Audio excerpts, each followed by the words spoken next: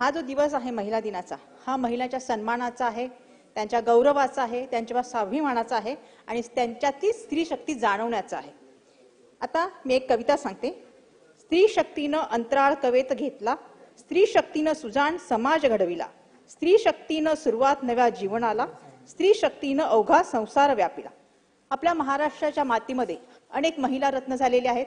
सगळ्यांनाच माहित आहे राजमाता जिजाऊ ज्यांनी शिवबा घडवला, क्रांतिज्योती सावित्रीबाई फुले ज्यांनी शिक्षणाची मशाल पेटवली, पुण्यश्लोक अहिल्यादेवी होळकर ज्यांनी सुशासनाचा आदर्श घडविला, आपल्या पहिल्या राष्ट्रपती प्रतिभाताई पाटील ज्यांनी नेतृत्व शिकवलं।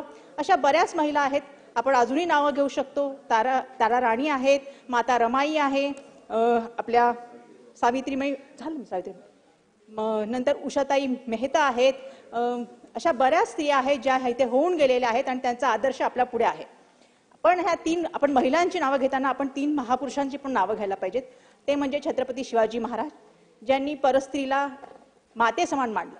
नंतर क्रांती सूर्य महात्मा ज्योतिबा फुले ज्यांनी स्त्री शिक्षणाचा पाया घातला। भारतरत्न परमपूज्य डॉक्टर बाबासाहेब आंबेडकर ज्यांनी शिक्षणामध्ये, नोकरीमध्ये, मतदानामध्ये स्त्रियांना समान अधिकार दिला, स्त्रियांच्या मातृत्वाचा सन्मान केला, म्हणजे त्यांनी आपल्याला प्रसूती रजा, भरपगारी प्रसूती रजा मंजूर केली। ह्या ज्या सगळे महापुरुष आहेत त्यांनी स्त्रियांचं महत्त्व जाणलं, त्यांना स्त्रियांना समानता दिली। पण आताच्या आपण बघितलं तर समानता मिळते आहे का आपल्याला? हा एकच दिवस आपण साजरा करतो असं महिला दिन म्हणून। आम्हाला महिलांना किती बोलायला मिळतं हे प्रत्येक जण सांगेल। आम्ही 288 पैकी 22 महिला आहोत, 21 तिकडे आहे आणि मी एक इकडे आहे, पण आम्हाला बोलायला संधी मिळत नाही। माझी ह्या निमित्ताने एवढीच विनंती आहे की आम्हाला प्रथम ओपनिंग बॅट्समन म्हणून आम्हाला सुरुवात करून द्यावी, म्हणजे आम्ही आमचे मतं व्यक्त करू, कारण आम्हाला सगळ्यांना 6, 7, 8 वाजता आमचा नंबर येतो। नंतर जो आपल्या महाराष्ट्रामध्ये जो महत्त्वाचा मुद्दा चालला आहे सुरक्षेचा, जो खूप ऐरणीवर आहे, खूप महत्त्वाचा आहे। जर आपण बघितलं तर देशामध्ये ह्या आपल्या राज्याचा महिला अत्याचारामध्ये पहिला नंबर लागतो। आपण पुरोगामी राष्ट्र म्हणतो आपलं राज्य आहे, पण हा आपण मागे चाललो आहोत असं मला वाटतं। महिला हे समाजाचा आरसा आहे। महिलांचा आदर, सन्मान आणि सुरक्षा हे सरकारचं नैतिक कर्तव्य आहे आणि हे नैतिक कर्तव्य कुठेतरी चुकतं आहे असं मला वाटतं। जर आपण बघितलं तर आपल्या खात्यामधले, शासनामधले जे गृहराज्यमंत्री आहेत त्यांनी असं बोलले की जेव्हा स्वारगेटची घटना घडली तेव्हा असं म्हटलं की त्या महिलेने आवाज का केला नाही। जेव्हा एखाद्या स्त्रीवर बलात्कार होतो किंवा जबरदस्ती होते तेव्हा तिची मानसिकता काय आहे ही ती स्त्री समजू शकते, ती काही परिस्थिती काय आहे ती स्त्री समजू शकते। आता जर आपण घटना बघितल्या तर एवढ्या स्त्रियांना एवढं विकृत केलं जातं, त्यांचे डोळे फोडले जातात, त्यांचे पाय वाकडे केले जातात। त्यामुळे त्या स्त्रीला अशी वाटलं की माझ्या जीवाची भीती आहे म्हणून ती ओरडली नाही, तर ह्या गोष्टीचा त्याचा वापर वेगळ्या पद्धतीने केला। आम्हाला अपेक्षा आहे की ही जर जो आरोपी आहे त्याच्या वकिलाने असं बोललं तर आम्हाला काही वाईट वाटणार नाही, पण आपल्या शासनामधले एखाद्या मंत्र्याने हे बोलणं अशोभनीय आहे, असंवेदनीय आहे आणि त्याचा आम्ही निषेध करतो।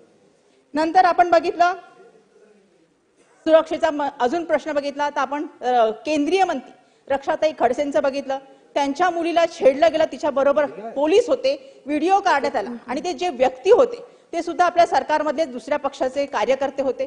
त्यांच्यावर 4 दिवस कार्यवाही झाली नाही, त्यामुळे त्या मातेला, केंद्रीय मंत्री जी आहे माता आहे, तिला जावं लागलं तिकडे पोलीस स्टेशनमध्ये आणि न्याय मागावा लागला। जर केंद्रीय मंत्र्यांची ही हालत असेल तर सामान्य जनतेची काय हालत आहे तुम्ही विचार करू शकता। कोण त्यांना न्याय देणार? दुसरं, आपल्या इकडे जयकुमार गोरे साहेब आहेत, आपले मंत्री आहेत, त्यांनी एका स्त्रीला डंगन फोटो पाठवले। किती योग्य आहे किती अयोग्य आहे मी सांगण्याची गरज नाहीये। ह्या ज्या गोष्टी आहेत या महिलांचा सुरक्षेचा प्रश्न आहे, सुरक्षेचा प्रश्न आहे महिलांचा, महिलांचा सुरक्षेचा प्रश्न आहे, महिलांचा सुरक्षेचा प्रश्न ऐरणीवर आहे। मला एवढंच सांगायचं आहे।